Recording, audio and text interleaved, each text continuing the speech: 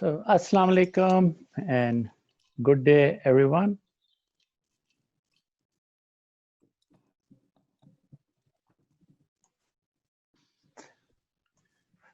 I'm Salik Suleiman Malik, Open Toronto's president, and would like to welcome you all to our event today.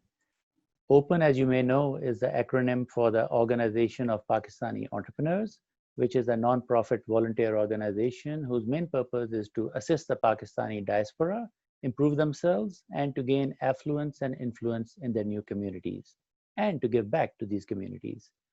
Since its founding in Boston in 1998, Open has now grown to 14 chapters across North America, Europe, and Pakistan, with Open Toronto being the only Canadian chapter. At Open Toronto, we hold events such as the one we are hosting today, featuring amazing speakers who can hopefully both educate current entrepreneurs in our audience or to inspire the others to consider an entrepreneurial venture in the future. Do visit our website, opentoronto.org, and consider becoming one of our members and to get on our mailing list so you can stay in touch and join us for our amazing events. I hope you are all well and keeping safe during the current pandemic.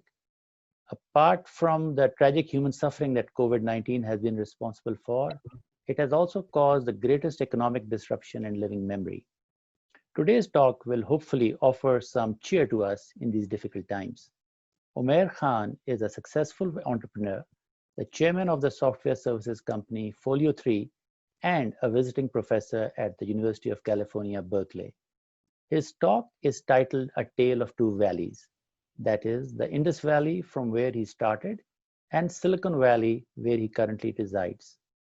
Umair is also the founding partner of Mentors Fund, which, as you will learn, is doing its part to connect these two valleys. Umair Khan, welcome to Open Toronto's event. Thank you, Salik. Yeah, it's my absolute pleasure to be on and talk to and meet with folks through Zoom in Toronto, and also some very esteemed entrepreneurs joining us at 3 a.m. in the morning their time from Karachi and from Lahore. So what I'm going to do is I'm going to take very little time right now because I want to give the spotlight to the entrepreneurs that I think typify the excitement that's happening in Indus Valley. And so that's kind of the first part of the discussion, as Salik pointed out. So we're going to meet three pretty incredible startups, three pretty incredible entrepreneurs, hear from them, and folks who are on the call right now will then get the ability to ask questions and give feedback and comments to these entrepreneurs. And once we're done with sort of the Indus Valley portion of our conversation here, I'll shift gear and talk a little bit about sort of the Silicon Valley view of where things are in COVID, post-COVID, and the opportunities for both entrepreneurs as well as investors. So I hope that makes sense. Indus Valley in particular, basically Pakistan for us, all of us have been in various ways, expats here have been in various ways connected there. We've had, I'm sure, dealings there, families there, charitable causes we support, but also I think a lot of us are now being intrigued by the entrepreneurial ecosystem that is truly mushrooming there right now. And so Mentors Fund, which invests in early stage startups and invests primarily in the US, but really the world over, has made three what we call syndicate investments, one in Sehat Kahani, the next in Bionics, and the third in Dawai. Interestingly, all three are in the healthcare space, which is a very exciting, I think, sector for us to look at as investors, particularly in Pakistan. And so what Salik and I, when we were designing this talk, decided was that it'd be great to showcase, the three companies that Mentors Fund has found intriguing and to introduce them to all of you. So I think the first, entrepreneur that I'd love to hear from and have explained her vision and her company, Sehat Kahani, to all of you is Ifat. Dr. Ifat, are you on? And we'd love to have you say hello to everyone and talk about yourself and about Sehat Kahani. Hello, everybody. Good evening and good morning to people who are maybe, listening to this from Pakistan. So I'm Dr. Ifat Zafar, and I'm a medical doctor by profession. I graduated from Ziauddin, and I was pursuing my master's in global e-health, and I would have graduated this year, but then COVID happened, and my graduation, my thesis essentially was shifted to next year. And the company that I co-founded with my partner Sarah Saeed is called Sehat Kahani. And essentially, I think a lot of you who have roots back in Pakistan will actually relate to the problem. So you see, Pakistan is a problem with a population of 200 million plus people. Yet, more than 50% of them lack access to quality healthcare. And there are multiple reasons to it. The two key reasons that we identified and we work on include the following. So every year there's a large number of women who graduate as doctors, but because of social and cultural norms, not many of them come back to practice. So if you look at the stats and the numbers, there are around 60,000 licensed female doctors, yet the number that you see that is registered at the Pakistan Medical and Dental Council is only 23% of this. And we know that even this 23% doesn't fully practice. And the other gap that we always saw was that Pakistan does not have a very established primary healthcare opportunity. So, for example, I have two daughters, and even if my daughter suffers from basic flu or fever, we end up going to a tertiary care hospital, and that is the scenario all over Pakistan. So we end up taking our children to the leading tertiary care hospital because unfortunately that's where all the OPD happens. So at Sehat Kahani, we started utilizing telemedicine or digital healthcare in enabling healthcare access by providing opportunity to these female physicians to be able to practice to their full potential. We started in early 2017, and we primarily started by creating telemedicine-based clinics in low-income communities, facilitated by intermediary nurses or midwives. So essentially, it would be like any other regular clinic. You would walk into a clinic, a nurse would be there to facilitate you, and then connect you to two online doctors. The doctor would take your history and then do your prescription, while the nurse would just print out the prescription and hand it over to you.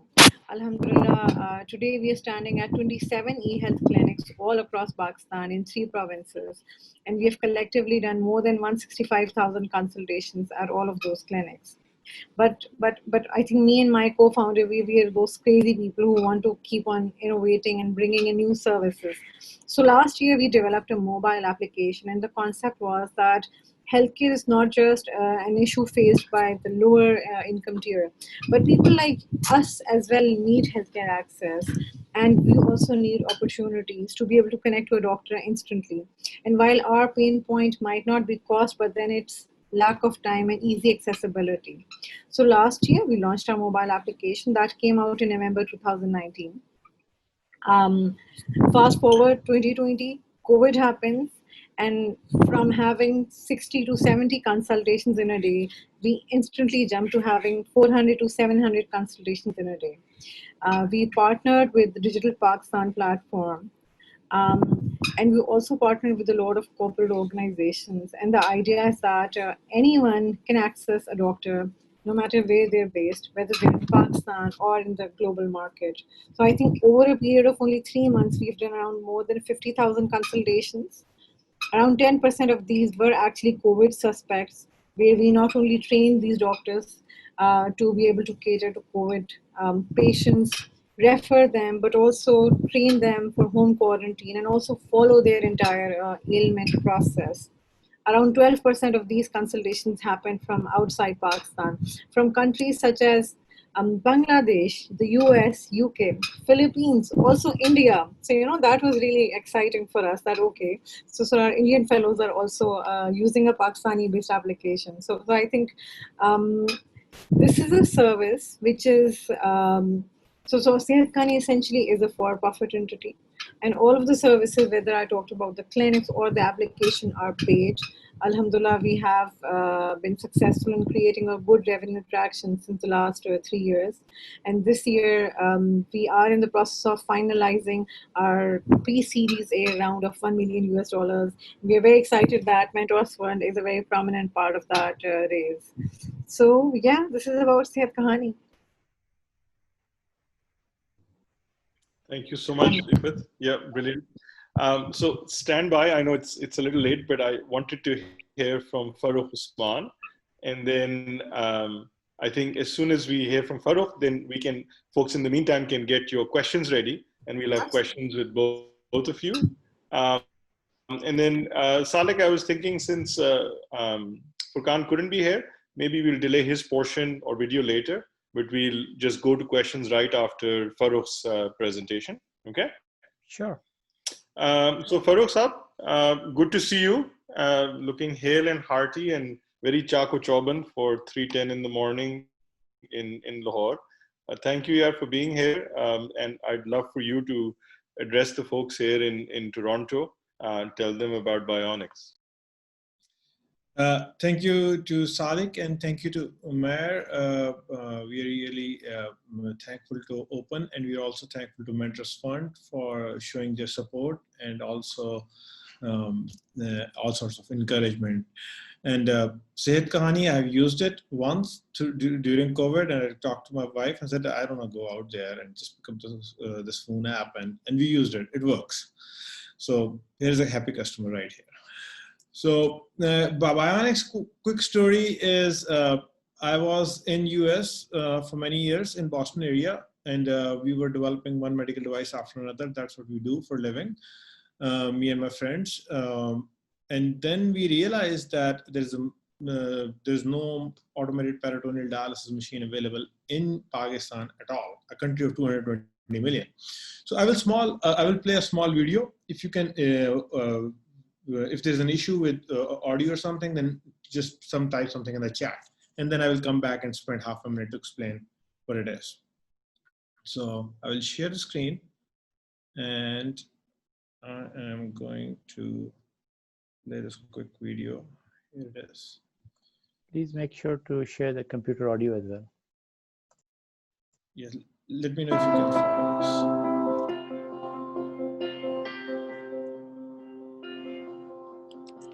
Certain things happened. I had a septic shock, which completely failed my kidneys, transplanted kidney, and I had to start my dialysis in 2014, becoming so weak that I couldn't go to my job properly. So obviously I had to leave the job. When I left the job, I didn't have the insurance anymore. I had to move back to Pakistan, which I did in early 2016.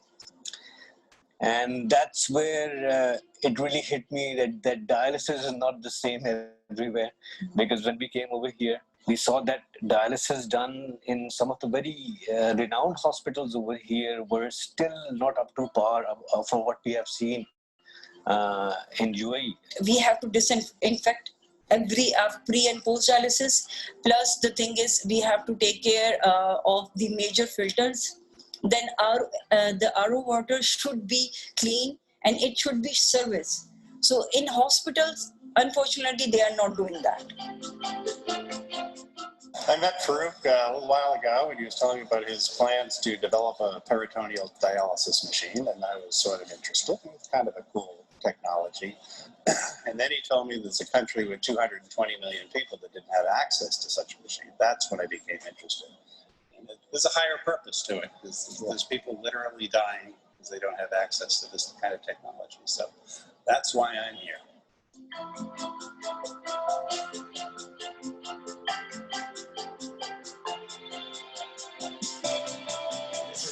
That's it. I don't know. I'm amazed. I was literally, since we started dialysis, we haven't been able to travel. This is, a world apart from the new dialysis machine that we're using at home. Considering the portability, the size, weight, and especially the fact that we can operate it ourselves. And with the touch screen, I was able to start it and from without a complicated machine. We As want it today. We want it today. No, really.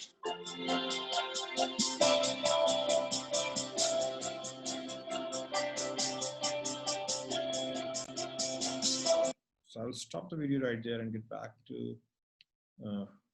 Zoom here. So thank you for watching the video. So we started this 2 years ago when I moved back to Pakistan, and idea is to develop this technology, not only sell in Pakistan, but also sell it in US, Middle East, and India as well. So I will just wrap it quickly because I've taken most of my 3 minutes, but we belong in a space where we know if we can make new devices where 8 million people out there do not have access to dialysis, and a lot of them are in Europe and US as well, then there's a big market for this device. And we have other products in the pipeline, but the most exciting thing is we have started using this device on human in Pakistan to begin with. And we have 2 hospitals who are using this machine on and off. And that's where we are. So last 2 years was developing something from scratch to the point where we get to the first human. And now next 6 months is human trials, and following 6 months will be approvals and production. So by the mid of next year, we want to launch it. I will just stop here, and I don't want to go over 3 minutes. Great. Thank you so much. You're seeing the comments coming in. So yeah, I'll have questions for Farrukh and for Ifat from the folks there. Just type it in the chat, and we can also just Salih, if you want, you can unmute folks as well. I think there are already some questions, I think, from Khalid, and that's for Sehat Kahani. So Ifat, if you want to take those questions there. Khalid Saab is asking about how do you monetize, and if there is any specific IP, and then how are you planning to? Yeah. So thank you so much for this question. So Sehat Kahani essentially monetizes the services. So at the clinics, all the services are paid. For example, for a general consultation, we charge 50 rupees, and then there are value-added services and so on, ranging between 100 to 500 rupees. The customer pays initially in cash, since these are clinics where cash is the main medium for financial transactions. However, at our end, we have developed SimSim accounts, which are FinCa-based accounts for all of the staff as well as every clinic. So as soon as the cash reaches the clinic, the SimSim wallet of the clinic sends the transaction money to the overall Sehat Kahani SimSim account. So that's how monetization is done in the clinics. In the mobile application, it's very simple. People pay through their credit card, debit card, Visa, or MasterCards. We've also integrated with Just Cash. We recently became partners with HBL. So all of those partners who have HBL mobile application can actually access a doctor online now within the HBL app only. So the HBL Connect gateway is also integrated with the application. About IP, yes. So Pakistan has a couple of legal procedures where you register your company, their trademark, copyrights, as well as slogans.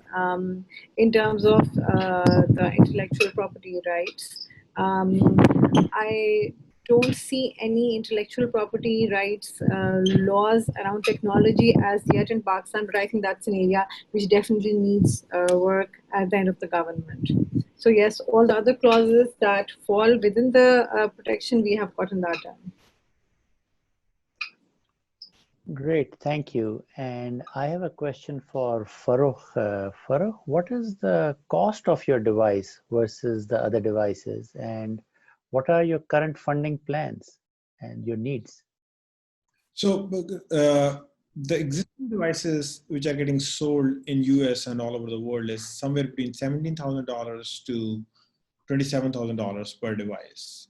And our device, we have a plan to sell it somewhere between $3,000 to $5,000, depending upon is it getting sold in Europe or getting sold in Pakistan. And for charities, we are planning to sell it under 2 lakh rupees per device.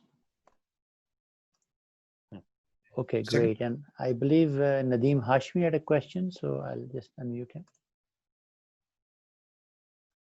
Yes, so Farrukh, I have a question related to the standards or the compliance that you have to get through. What kind of standards, and how stringent they are? So me, Eric, and Frank, we have spent most of our life in getting devices approved in US. So we will follow all the American and European standards. and get it approved from FDA in US and European Union in EU. And we will meet all the standards that get supplied all over the world. And Alik asked about the funding. We are raising $1 million round through angels right now. And we have received checks for more than half of it. That includes one check from Mentor's Fund as well. If there are angels around, next 6 weeks is the time when we are closing this round. Great, thank you, Farrukh. And Khalid Nazim Saab has some questions. Please, you're unmuted, sir. Go ahead and ask them. Thank you. Can you hear me? Yes. Yeah. Farrukh Saab, excellent product. Have you thought of a subscription-based model instead of outright selling the product? So there is some sort of subscription anyways, because you have to buy a machine, but then you have to buy the disposables every month. And only our disposables fit into our machine, and every machine has its own printer cartridge motor. So there is some sort of SaaS, you can call it, but in the medical device category. Yeah, no, I meant that, you know, the initial purchase price of the product is high, and, you know, the point of entry for people in Pakistan would still be prohibitive. So is there a concept of, you know, instead of somebody buying the machine, get them on a subscription that includes the replacement devices? Yeah, so there are three different charities that reached out to us, and we worked out the numbers. So the cost of taking one patient to the one dialysis centers 2 times a week is about 6,000 rupees plus minus. So we worked out the number. If we charge 10,000 Pakistani rupees per month as subscription and waive off our initial cost, then we recover our cost in the first year, and the remaining 3 years is margin there. Okay. So with 10,000 rupees per month, we are working with 3 different charities as no upfront cost. You take the machine, if it works for you, good. You return it. If it doesn't work for you, and there's investment from your side. And where will you be manufacturing this device? So first, 1,000 machines will be manufactured in Pakistan for Pakistan, but for Middle East, machines will be manufactured in Singapore, and manufacturing for US and Canada, we have been doing in Mexico in last 15, 20 years, in my experience. Excellent. That's fantastic. Thank you. So I had a question around, we know that medical services of all kinds are much more accessible, even relatively in Pakistan, in bigger cities. The problem is, as you go into the smaller cities, have you thought about the product requirement in terms of more ruggedized product, as an example, as you go into tier 2 cities? Is it a question for me? Can you repeat the question? The question was, as you go in beyond tier 1 cities in Pakistan, are there particular product requirements that you're thinking of as well, in terms of more ruggedized product, as an example, as you go into tier 2 cities with their particular environment? So if I'm getting your question right, is products that we produce in medical are usually very, very tough. We have to go through European Union drop test. We have to literally drop the device on the floor, and waterproofing, all sorts of stuff. So usually the first product that we launch, they meet most of those standards. And then we don't have to reinvent the device from city to city, or the only thing that we do is add a different language support or screens for different culture, right to left, left to right, but the main product stays the same. If I'm answering your question, is that question? You're mute. Rizwan Saab, you're mute. Sorry, I couldn't unmute myself. Yes, I think you've answered my question. My question was, I think the question is answered. I see your contacts there. I'm just curious about this, so I'll drop you an email. Sure. Sounds good. And I believe Zulfikar Ahmed has a question. Thank you, Rizwan. Salam Farooq. Excellent solution. I'm very impressed with what it can do to masses, especially in Pakistan. Purely from an investor point of view, I just want to get, I mean, I know you tried explaining it. At what sort of product development stage are you currently? I mean, is there a working prototype, which I believe there is, looking at that YouTube video, but has this been taken to market already? So in medical, we say there are 4 stages. First is white paper, and you draw whatever it is. Third is IP background working, and you start developing your prototype. Right. Develop our prototype. Third stage is you take your prototype to patients. You still call it prototype. And then the 4th stage is you get it approved from FDA or European Union or whoever is your first target market is, and get it manufactured through a factory. So we are in stage 3. We are on human. We call it working prototypes. Understand. I think we have lost Farooq for a bit. Yes. Oh, he's back. Sorry. So I'm saying that we have a working prototype, but we need to convert it into a factory produced device in next 12 months to hit the market. Understand. And how long does this normally take to take it to a full scale production after you have the working model? So we are 1 year away from factory production and launch. Understand. Just to add on to Khalid Saab's question, I mean, when he talks about subscription model, I mean, the first thing obviously that comes to mind is a charity model, right? So if someone cannot afford to buy it outright, he can go to a charitable institution and get his treatment done. But I think there's a big chunk of people in the middle. They would be hard pressed to buy it outright, and they just don't want to go to a charitable model of getting healthcare. So, I mean, perhaps, you can partner up with one of those financial institutions in Pakistan, and I know some people have done that, and have this kind of leased out or, lease purchase kind of an arrangement where the financial institution pays you guys, and, let's say I pay that back in installments. So it basically takes care of that sort of middle class that won't be able to shell out 500,000-600,000 rupees, and they don't have to go to a charitable hospital and take it. That's a good point. We have discussed that with the Indus Hospital CEO, Dr. Bari, and I met SIUT Dr. Adib as well. They talked about this. This is available in masses. They would like to facilitate that middle market, where the goal is to stay 30% at least cheaper than the existing solution end to end to the patient. So if you are 30% cheaper, then it makes sense for charities to serve 30% extra people by using our service as compared to conventional devices.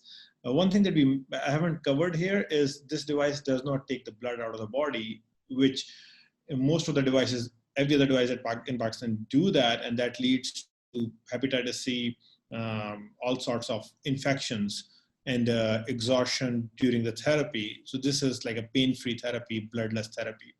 So that opens up new market where people can treat themselves at home. I don't want my mother or my was on it and my family members to be in a dialysis center 3 times a week, and especially in the COVID time. So yes, you're right that we have been working with that middle segment of the market as well, but we need to first finish the product and then work out these 3 different models, and there is traction. Understand. Great. Thank you, Zulfikar. And we have a guest from Open Houston, Anwar Hussain Saab. Could I request you to ask your question? Oh, you caught me off guard, but I had one question. I wanted to ask you about the price differential between US manufactured machine and the one in Pakistan. How do you explain that? There's quite a quantum difference. It is. Otherwise, no point of doing this project. So when I was sitting in Boston and I talked to Mike, Mike's from MIT with 30 plus medical devices, and they said, hey, Mike, there's a big market out there. We have to drop the price, something like 5x, 10x, and reinvent all of this from scratch. And it took us more than a year that the basic fundamental difference was most of the medical devices start from the top down. That this is what American government is paying. This is what the budget we have. We started the bottom up. Okay, what is the lowest we can do? And then we were able to reduce the price because of 4 reasons. Number one was the last successful device which was launched was in 2011. So in last 9 years, a lot of technology has changed, a lot of cell phone technologies that we brought in.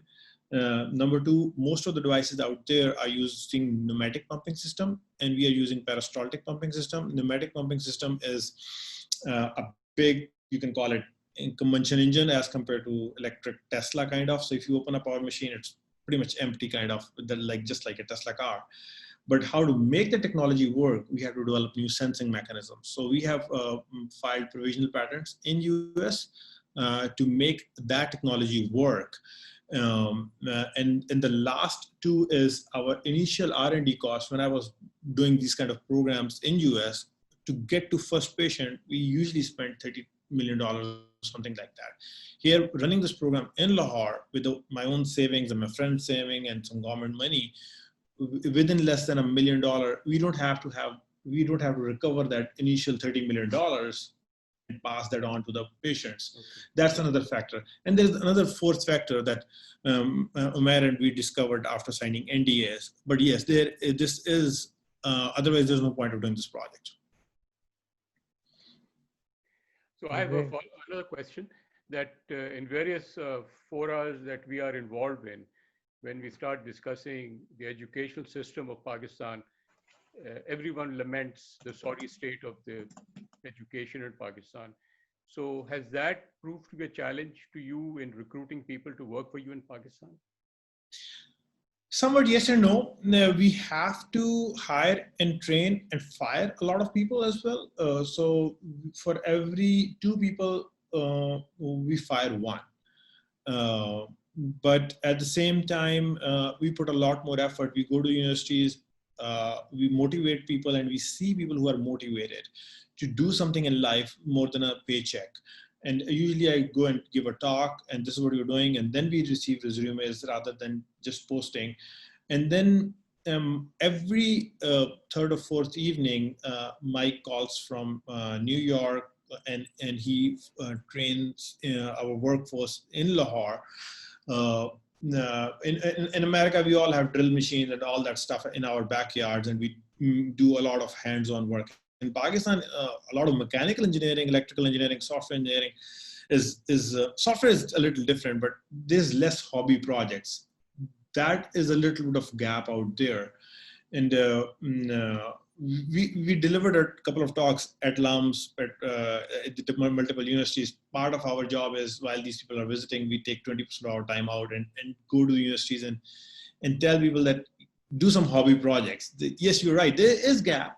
We are covering that gap. We are trying to help, but at the same time, the cost advantage take care of that. So instead of hiring 1 person, we can hire 2 or 3. So yes, there is a little bit of gap, but there's a way to handle that. Hire really talented people and fire a few. Great, thank you, Farokh. And Anwar Saab might actually know Mike, because Anwar Saab also went to MIT in the 70s.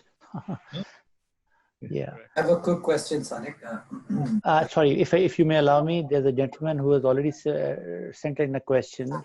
This is from Shafiq Chaudhary for Sehat Kahani.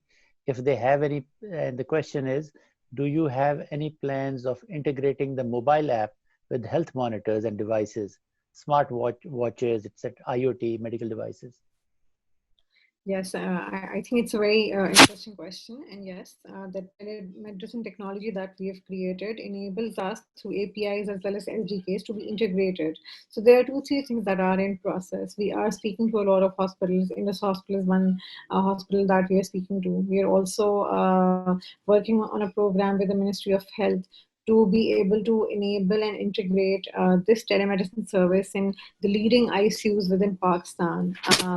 Thirdly, we have also started integrating with other mobile applications. As I mentioned, that HBL has Sehat Kahani mobile application now. So for example, if you're a user and you log into the HBL mobile application, you will be able to access a doctor online there. We've also recently partnered with Mizan Bank, and we are in the process of doing a similar integration. So the process of integration is very similar, very simple. So health monitors is in process, and device is something that we envision as we scale up. So that's something which is a part of the vision.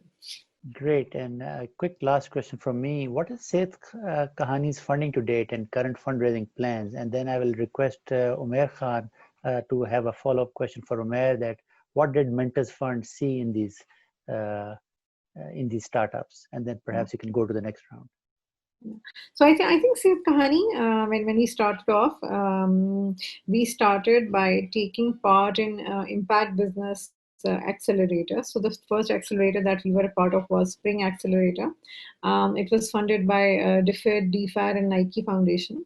In 2018, we did our seed round of around $500,000. That was a mix of angel investors based in Pakistan, as well as a fund which is based outside called the GSMA fund. So that was our seed round. And now we are in the process of raising our pre-series A round of $1 million valued at around $4 million pre-money. And we have a consortium of investors in this. So Mentors Fund is one participant in this round. Islamic Development Bank is another participant. And we are in the process of closing it and finalizing it, inshallah, in the next 1 month. Great. And I would just like to thank both Sehat Kahani and Bionics for being here. So, I mean, it's almost 3 a.m. in Pakistan. Thank you for your patience. And I must tell you that I've been getting private messages from everyone. They're interested in investing. So I do hope that Umair and you all will leave us with your contacts. Absolutely, absolutely. Over to you, Umair. Thank you, guys. Yeah, it's closer to 4. So Fajr ka waqt ho gaya, aap log jaएं and get some sleep. It's brilliant that you guys joined us. I will just, as you guys are getting ready to leave, I'll just say that, you know, this fund obviously looks first and foremost at investing in incredible entrepreneurs, because, you know, the journey keeps changing, the goalposts keep moving and all those cliches, but, you know, the entrepreneurs and the team is a constant. So we were just, you know, incredibly impressed by the commitment, the passion, but also sort of the clear-headedness of Farrukh and Ifat. And unfortunately, obviously, I wouldn't be here, but again, another fantastic entrepreneur. So that's the first and foremost thing. But the other thing is, look, we always like things that are not just, you know, what ifs, right? Like, Kash hum log ye kar dein to kitna acha ho, right? We love things that are real problems, right? And that's the opportunity you go after and say, I'll solve that problem. So in Bionics case, right, there's literally millions and millions of people all over the world without access to healthy, safe dialysis, whether it's money or, you know, sort of just sheer access, whatever it is. And they're solving that problem. And they are, you know, this is biotech, well, this is biomedical devices, there's hardware. It's a long journey, and they are actually towards the tail end. When people ask them, but this is usually a 5-6 year journey. So, you know, we're catching them as investors in that last final sprint, which I think is a very good place to be. So that's a great problem they're solving. Sehat Kahani's incredible problem, you know, like you have hundreds of millions of people without primary access, primary care access. At the same time, you have like top 40, 50, 60% of your medical graduates not even entering the profession. And somehow you know, take those lemons and make them into this amazing lemonade. And they're, you know, mashallah, doing really incredible revenue. They have more monthly revenue. I don't want to disclose what it is than most of our, you know, investments here in the US. So it's fantastic to see in dollar terms, you know, company, you know, having that sort of customer revenue traction. Because that's the other thing we look for, right? Beyond the entrepreneur and the core problem is, you know, log kya keh rahe hain, right? And you've heard ke Farrukh ke liye log kya keh rahe hain, like much they love the solution. So that's it. And I think with that, I'll just thank them, let them be. And I'm sure we'll continue the conversation with the members of Open Toronto today and then later on for both of them. Sure. Thank you. Umair, thank you. Thank you. Thank you. They're welcome to hang on. Umair, would you like me to run the video of the gentleman who couldn't make it? Gee, I think that would be very good. Yeah. So, you know, Okay. again, give Farokh and Ifat the option to drop off, and then Absolutely, if you can absolutely. send you, it'll round out the Indus Valley portion. Very well. Here Thank we you go. so much, and Allah Hafiz. Allah Hafiz. Allah Hafiz ji. Bye. Allah Hafiz. Okay. Ji. Okay. So Go I'll ahead, just Salih. okay. Ji. Share your screen. Screen and yep, here we go.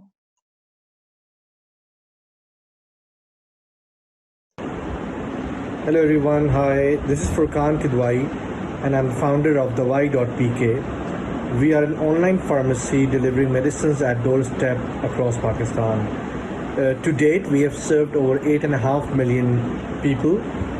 We process over 15,000 prescriptions a day, and we have been in business for 6 years.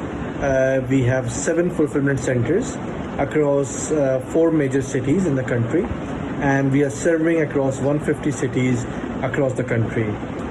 Why we are doing that? Our mission is very simple.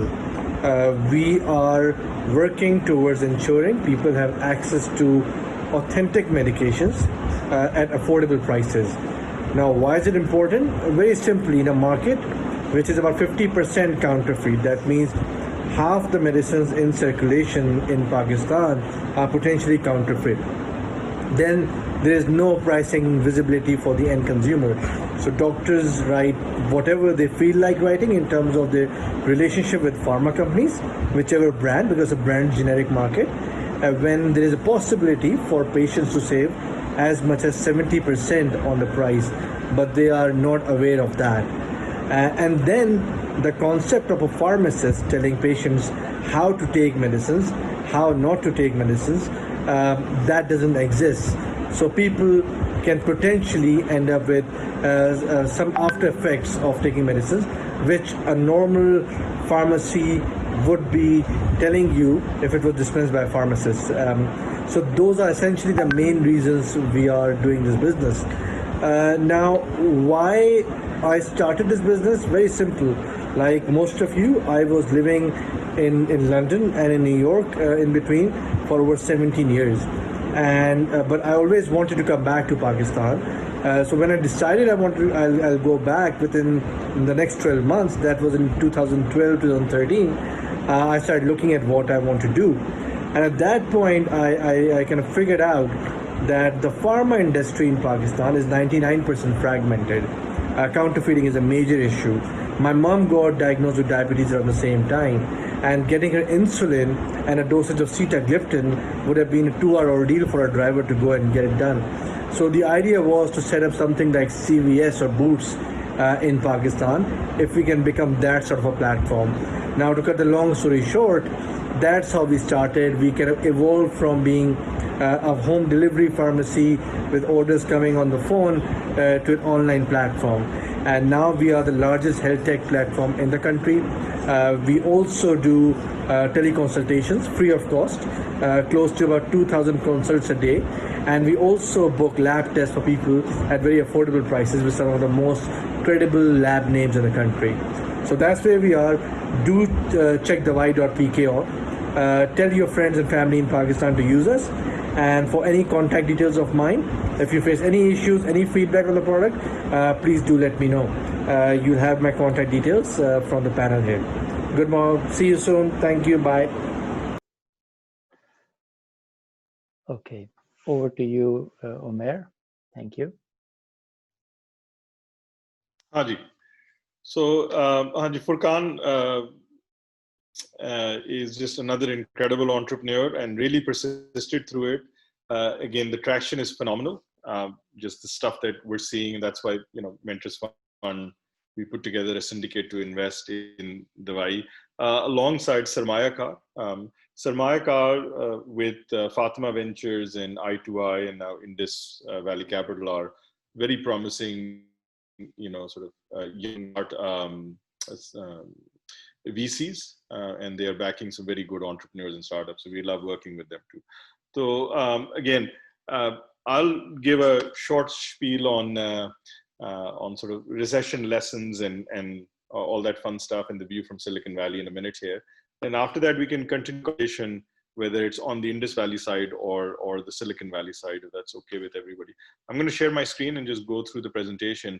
And by way of context, I guess my primary persona here is as founding partner at Mentis Fund. So Mentis Fund is about 65 partners, but it's a committed seed venture fund. It's not a band of angels. So every partner is both an LP and a GP in the fund.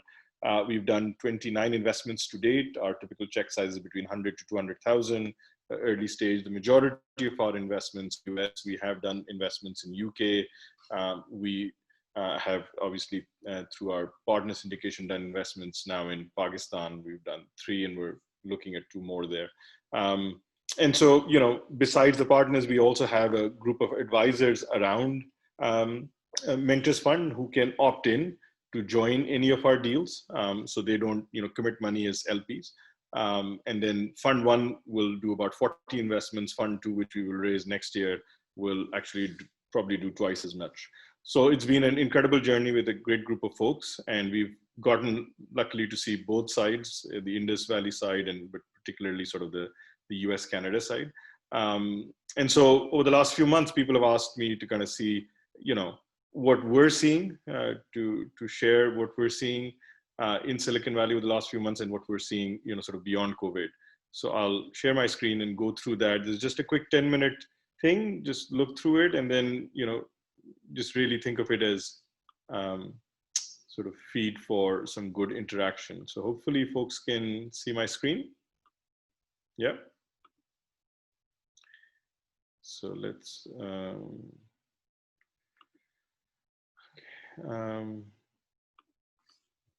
all right. We can see it perfectly. Thank you. Great. Achaji, so some quick recession lessons. I mean, as Salik pointed out, that we want to be cheered up a bit. So I wanted to share some good news with you. So recessions are getting shorter. That's the good news. So 100 saal pehle recessions would last 20-25 mahine, right? Up to 43 months. Now recessions are typically lasting, you know, 6 to 9 to 12 months, as you can see.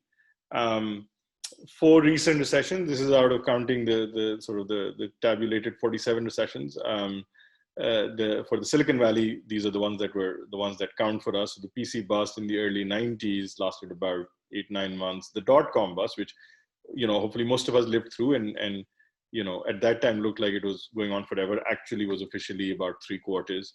The financial crisis was, again, a very tough one, 2008, you know, well into 2009, but it was actually about a year. COVID, we don't know, but it started obviously in the second quarter of this year. And there are interesting signs on both sides of, you know, sort of both uncertainty and recovery. There's some incredible stuff that does happen in recession. So there are some, you know, pretty memorable startups that lived, things that were companies that were literally born in the midst of massive recessions.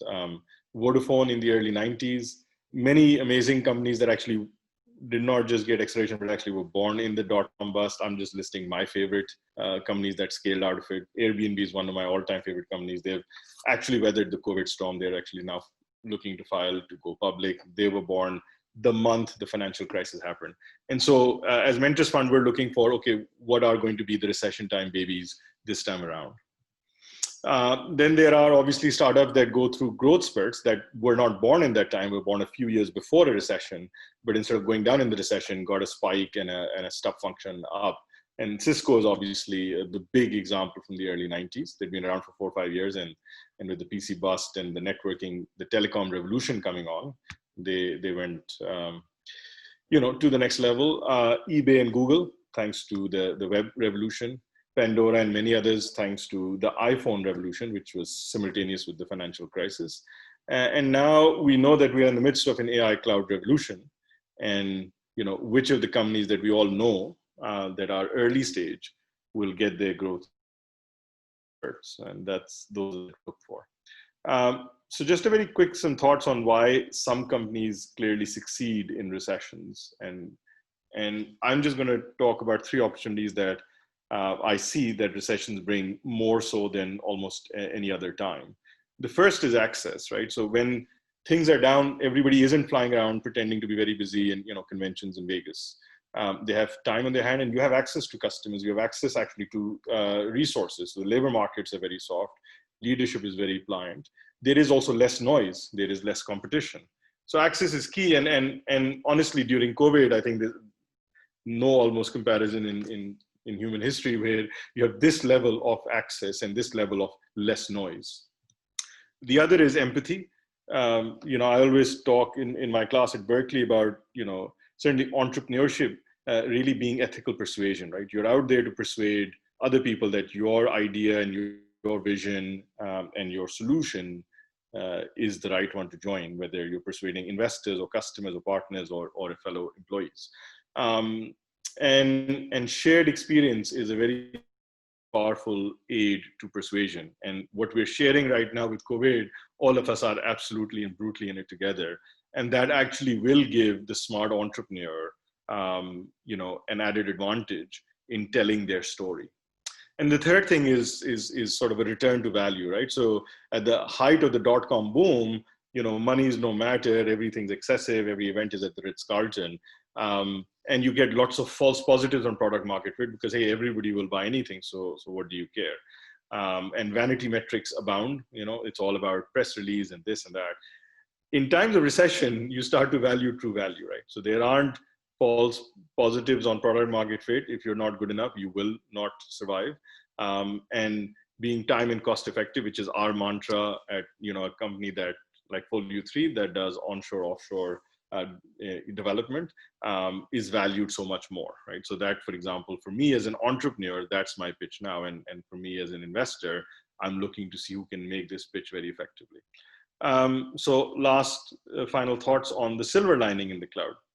So, some curves are bad curves, and we've seen those curves. And at least in Canada, you guys know how to handle curves. Apparently, America is much more full of stable geniuses who don't understand the math behind bad exponential curves.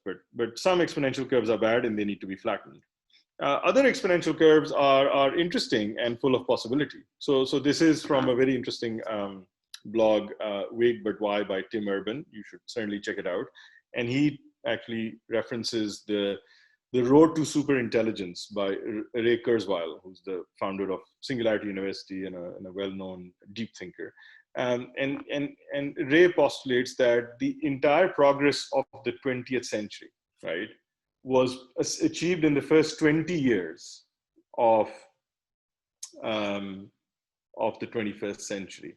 So the rate of advancement changes so much because the underlying infrastructure step functions so quickly that everything, right, is hyper accelerated. And so what you've seen in over 100 years comes in in 20 years, and then what you've seen in these last 20 years of our lives will be redone in the next 4 to 5 years as we enter into the AI revolution. Now, there's lots of fun, scary things around it, lots of good stuff, but he actually has a fairly quantitative way of measuring all of this out. What is the units of human progress and so on. And this is an exponential curve. The interesting thing about exponential curves and us human is that we tend to think in straight lines. So we could be on an exponential curve, but we don't see it. So all of us at the break of this century, we're saying, okay, yeah, human progress is going, the good things are happening. And then suddenly things accelerate and you have no idea that how Siri now knows your innermost thoughts and cars are driving themselves. So to me, the silver lining in the clouds is the cloud, right? That everything is inevitably going digital. And I think for those of us who are either investing in digital or are doing digital as entrepreneurs, that is something positive we can take from the pandemic that we are in. So the telecom revolution, what that gave to us, the .com and web revolution, the smartphone revolution, and now coincident with this recession, we have the cloud AI revolution. The day of the digital denier is done. So when you look at health, you look at companies, Teladoc is the big one. You saw 3 amazing companies today actually out of Pakistan. There's lots of other amazing developments in digital health being done today. Digital education, we all knew about Khan Academy and Coursera, but there's a whole gamut of new innovation being done thanks to this recession and the new necessities and the new realities. And retail, if you look at, all the commerce that's going from, sort of physical retail to retail, that, switchover has already happened. So for all of us here, right, that's us here in August 2020. And it's an amazing, beautiful, possibly frightening, but full of potential world ahead of us in the coming months and years. And we have access, we have shared experience, we have value, and we have the cloud. So let's make the most of it. So that is my very quick, hopefully message of hope. And I will just open it up for questions to everyone. Great, thank you, Nadeem. Thank you, Umair. That was really very, I think, uplifting for me, and I hope the rest of our audience has also enjoyed it.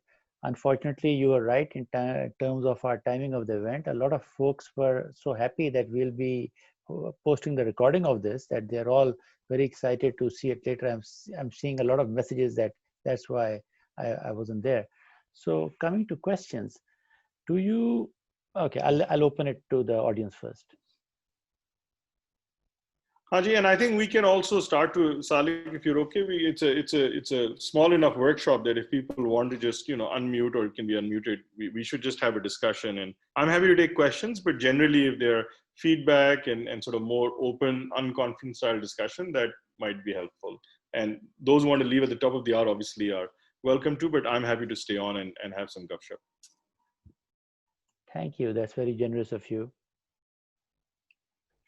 So what do you see are the main industries that can benefit in the future after the way the world is going to change, the economic disruption? I mean, we do know that the leisure, hospitality industries are not going to be coming out so strong. So what would be your advice be for somebody who's starting out? Yeah, I think they'll come out strong. Yeah, but just even on that, they'll come out very strong. Like we're seeing this now. I mean, the reason why, the US, the curve keeps going down and then way up and all is that things are recovering very, very fast, right? So, and there is pent up demand. There is no way that, for example, a company like Airbnb, in fact, especially as they say, vis-a-vis, for example, hotels, gives you private, vacation residences and so on, is not going to do well. It's going to do very well. Yes, some companies in some sectors are thriving right now. Like our medical and healthcare portfolio is just going ape crazy right now, seriously, right? So that's one thing, right? Digital health is just going to thrive like crazy, right? But there are others, right? When you talk about things like hospitality and transportation, variants of that are going to thrive, right? People are going to be, I mean, I'm desperate to get on a plane and go anywhere. Like I never thought I'd want to go to like, Boise, Idaho, but I'll go to Boise, Idaho right now, right? And I was in fact supposed to come to Toronto, and I was supposed to go visit our, offices in Guadalajara, Mexico. So, I'm going to travel and I'm going to stay in places. So, the airline industry, others, I'll give you an example. Movie theaters, they are penny stocks right now, right? Cineworld and Cinelux and Regal Cinemas, they're going to have a boom, right? Come in a year or so, they are. So, if you want, you can, play some satta on that. But just to think of your question more broadly, the first thing is, Mentors Fund looks at investing in traditional industries, in startups that are transforming traditional industries, right? So when you look at industries, all industries are going to be transformed, Salik. And every company today, as the famous quote goes, is a digital company, whether they know it or not, whether they sell chicken soup or they sell cereal or they sell soap, they're a digital company, right? All COVID and pandemic has done is hyper accelerated all of this, right? So I would say that as an investor, as an entrepreneur, look at traditional industry and see how they've suddenly become very open. Digital solutions, digital services, and even digital disruption straight out, right?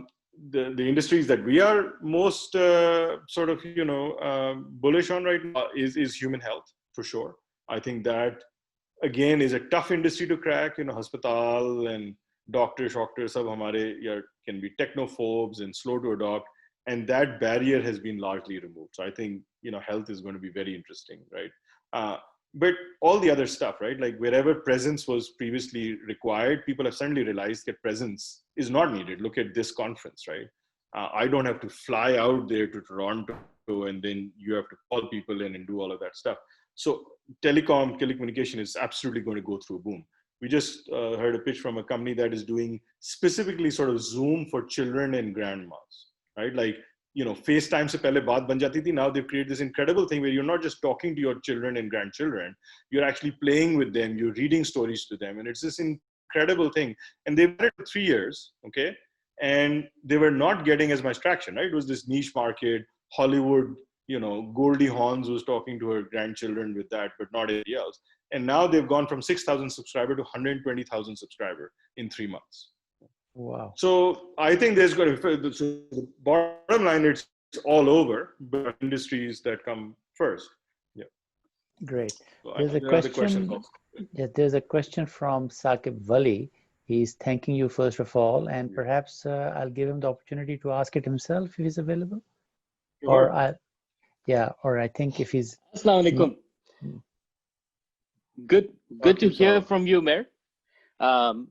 Umair, there's a ton of wisdom you've shared in terms of there's potential, right? And lots that can be done. If you flip that into where some of the founders may be at this time, which is there's also a ton of uncertainty and fear. So as part of Mentis Fund or as part of your advisory roles or whatever, what are some of the practical advices you're giving to founders and how they can bridge from that reality and the fear and the uncertainty and keep looking at the future and the vision and the potential? Yeah, I think obviously great question, Saqib, and it's kind of ironical since you very well know the answer, but thank you for asking me. So yeah, I think, look, as most of the folks know, the qualities that make an entrepreneur great, they're qualities around persuasion and integrity. I think they just get heightened at times of uncertainty, but I don't think there's anything per se new that's needed. You just have to go back to the basics. Yeah, the number one thing, honestly, is that, sort of for me, clarity of your thought, right? Honesty in owning up to what's good and what's not good. And then communicating it, not just effectively, but I think, far more frequently than at other times. So uncertainty में सबसे बड़ी चीज़ ये है कि एक तो ये कि किसी के पीछे छुपना नहीं है, झूठ नहीं बोलना, सब कुछ ठीक है, फिक्र ना करें. Those sort of things don't work, right? So you have to first say, okay, here's what's happened. This is COVID. This is how it's going to impact our industry. This is how it's going to impact our company. Here's the bad news. Here's the good news, right? And you should, as an entrepreneur, be able to see, in almost an omniscient way, as much as, if not more than your employees. अगर आप कह रहे हैं कि भाई सब कुछ ठीक है, बस ये एक चीज खराब है, right, with our industry or with our company, everything else looks great. And then some guy stands up in the Zoom call and says, but what about this? And then you either feel like either you didn't know that stuff, in which case, you're incompetent, or you knew but didn't talk about it, in which case you're a liar. That's a very bad situation to be in, right? So uncertainty ka sabse pehle to ye hai ki people don't really mind the uncertainty, but they want a leader who says, I see all this stuff. Here's what I'm not sure about. Here is what I am sure about. Here's what we're doing. Here's the good. Here's the bad. And then, we'll continue with that. That level of clarity and honesty is very important. Frequency badi zaruri hai, right? So it's crazy that, at FOLU3, and I discovered now, after 15 years, that you can do Zoom calls with people all over the world, right? And so we're doing this like every 2 to 3 weeks, which is necessary by this, but we were like thinking, yaar, waise hum log ye pehle bhi kar sakte the, right? But ab ye ki because zaruri hai, so we have to do it much more often. So I would say ki if you have something to share, share it. Don't assume it's sunk in, share it again. Share it in writing, share it verbally. वो जो है ना बड़ा ज़रूरी है. And I've seen actually, Saqib, you yourself do this, because you and I talked about this. With these great thoughts, you got this, you can go deliver it to your team. But it's also nice to put it in a memo. It's also nice to put it in an email. It's really nice to put it in a video So the other thing people I'm seeing doing, just very practical stuff, is creating these small video messages, right, for their employees, or having these town hall meetings, or having these email or written communications, not just these once a quarter type thing. Right? So I think those are the two biggest things that you can do in terms of your own team and motivating. And then the other thing, honestly, is that, sometimes you have to do, very, very small tasks, right? So you say, okay, look, we're going to get through this. It'll take 2 quarters, 3 quarters, 4 quarters. Umair Saab has said it won't take more than that because, hey, recessions don't last that long and Umair knows everything. So whatever, right? So wo aage ki baat hai 3-4. Lekin abhi is mahine we need to do these 4 things, right? And it's that list thing that we all do to be hyper productive, right? To give very, very small stuff, right? So there can be uncertainty कि यार अब next round funding में थोड़ा मुश्किल हो गई है. That's okay. But you are in charge of making this tube for this dialysis machine because we have another patient, test coming up in 2 weeks at this hospital, right? You have to make it perfect, right? And just focus on that. So sometimes it's really good once you've talked the vision and all, just say, okay, here, blinders on, agle hafte ye karna hai. And human nature, it really responds well to that because you're creating certainty amid the uncertainty, right? So the certainty is that agle 2 hafte mein ye karna hai aur ye kiya to hamare liye bahut acha hoga, right? So again, if you can focus on that, that really helps. The thing I would say is, which again should be done at all times, is really, really celebrate the wins because wins are very precious in tough times. So पहले आप करते थे कि win हुआ, आपने 4 लोगों ने Farokh and his co-founders थोड़ी सी शराबे तहूरा पी ली and you're done, right? वो नहीं होता चलता, right? अभी अगर एक win आया Farokh का, तो he has to literally go and shout it to every team member across the factory floor, across this, and then send another email and make a really big thing, right? Because people want those positivities, right? So that's just some thoughts on how people motivated in going through.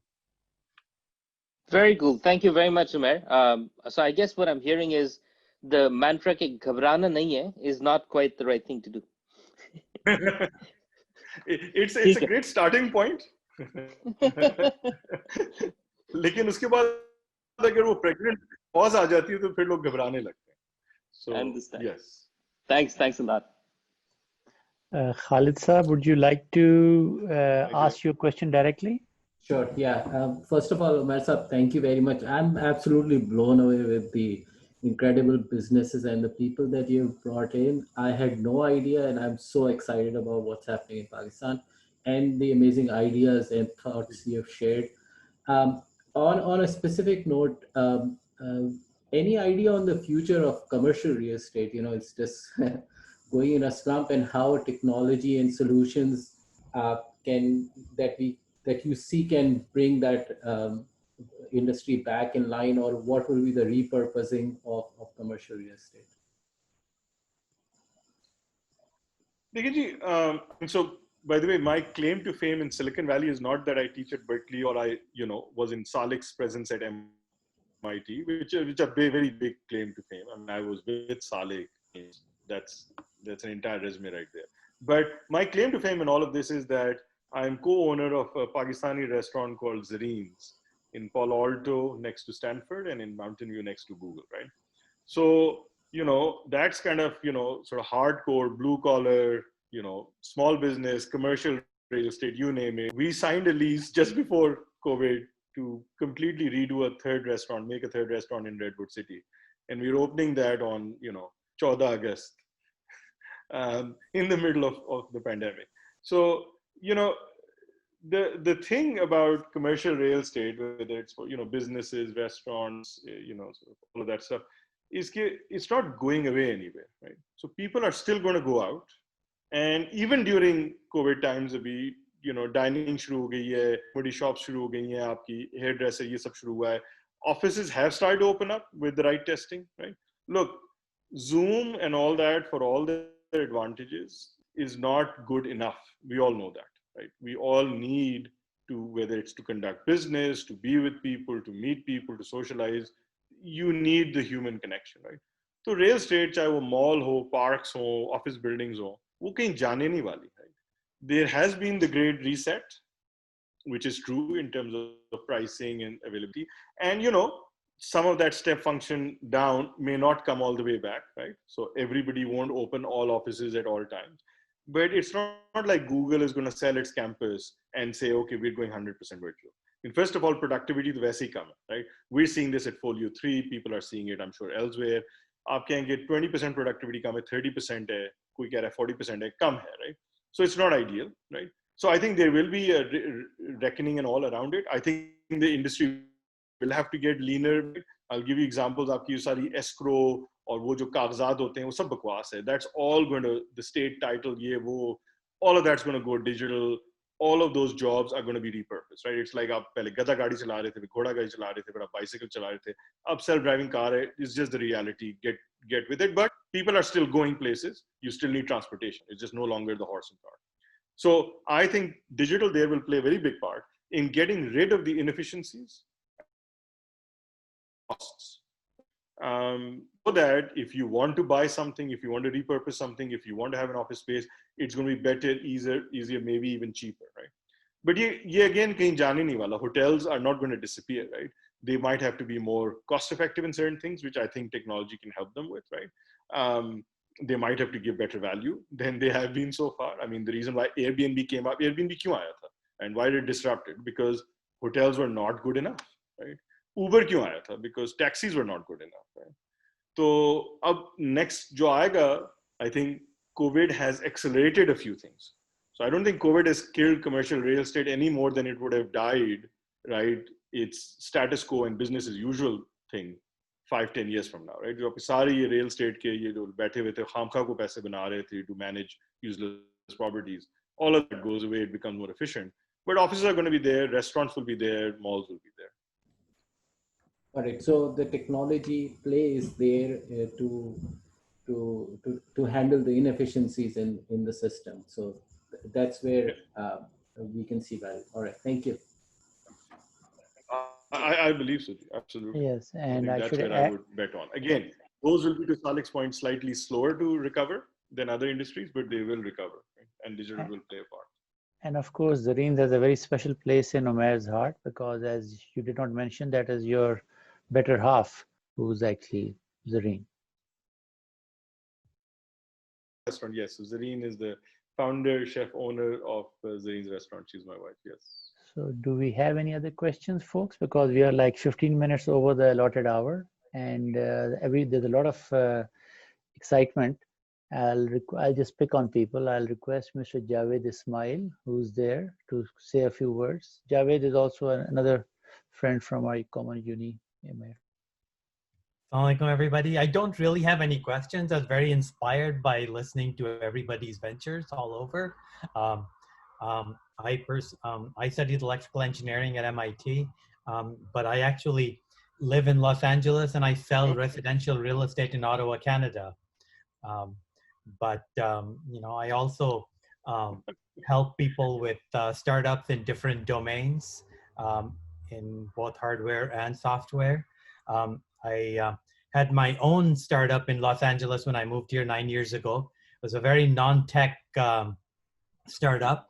I started a wholesale fruit and vegetable business where we bought vegetables, fruit and vegetables from Central Valley, and we sold them to Asian stores on the East Coast in the US.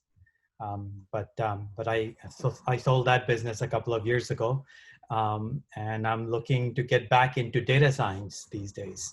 Great, thank you.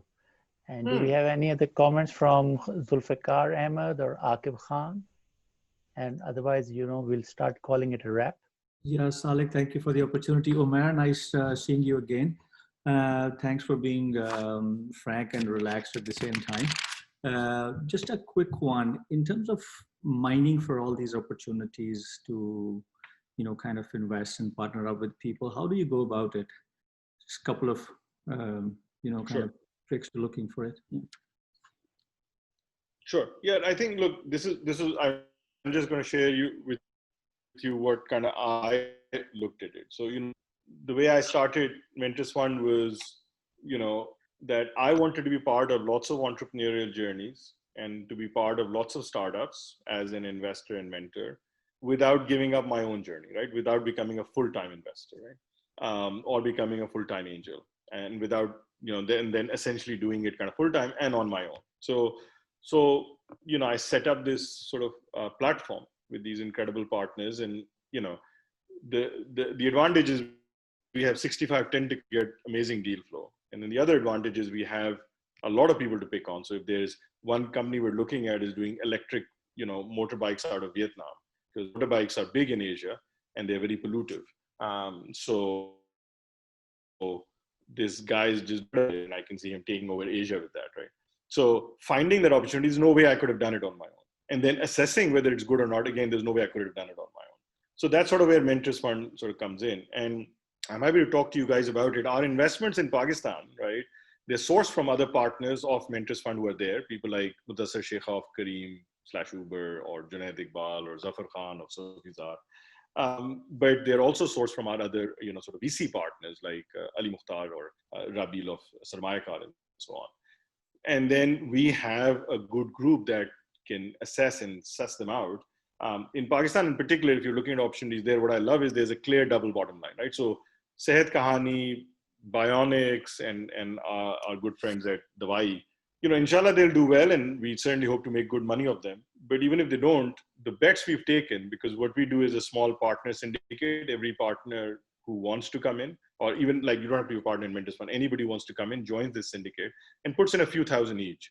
But it grows to be a $50,000 to $100,000 check, which goes as one line item on their cap table. So they don't have to deal with 20 small investors. So it's a very nice platform. It's called syndication, right? So that is good for the entrepreneur. It's good for the individual person because, individually 5-10K kahan dalte firenge. Either nobody's going to take money from you or you wouldn't know where to put it. Sorry, Umair, Umair, if you'll allow me to stop you there. I know you don't want to talk about Mentors Fund. You wanted to highlight the positive things about the two valleys. But I'm getting a lot of chatter. I'm getting a lot of private messages.